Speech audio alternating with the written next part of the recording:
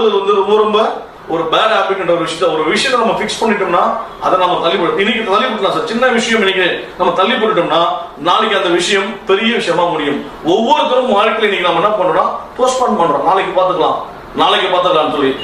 அவங்களுடைய வளர்ச்சி ஆக ஆக ஒரு ஸ்டேஜ்ல பார்க்கும்போது அவங்களுக்கு கடன் வந்து பெருசுமையா இருக்கும். அப்ப சின்ன படிக்கும் கூட மாணவர்கள் அன்றன்றைய பாடத்தை அன்னன்னைக்கே படிச்சாங்கன்னா ஓகே, அதை விட்டுட்டு நாளைக்கு பார்த்துக்கலாம் எக்ஸாம் வரும்போது நான் கண் விழிச்சு படிச்சேன், அதுக்கப்புறம் படிக்க முடியல, எந்த அளவுக்கு ஸ்ட்ரெயின் பண்ணேன், அது ஸ்ட்ரெயின் அவங்களுடைய ஸ்ட்ரெயின் இல்லைங்க. அன்னன்னைக்கு பாடத்தை படிச்சாங்கன்னா நிச்சயமா அவங்க ஃபர்ஸ்ட் வந்துட்டு இருப்பாங்க. லாஸ்ட் நாள் எக்ஸாம் அன்னைக்கு முன்னு நைட் படிச்சோம் என்ன ஆகும்? அந்த மாதிரி தான் நம்ம ஒரு விஷயத்தையுமே தள்ளி போடுறது தான் நம்ம வெற்றியை வந்து தள்ளி போட்டு இருக்கு. நாம சக்சஸ் பண்ணணும்னா இந்த காரியத்தை இன்னைக்கு தான் செய்யணும்னா அன்றே செய் இன்றே செய் நன்றே செய்ன்னு சொல்லுவாங்க. அந்த மாதிரி ஒரு விஷயத்தை பிளான் பண்ணீங்கன்னா நாளைன்ற விஷயத்தை விட்டு இன்றையே செஞ்சீங்கன்னா என்னுடைய சக்சஸ்க்கு காரணம் நான் தள்ளி போடுறதை விட்டுட்டேன் சார். இன்னைக்கு என்ன இந்த வேலையை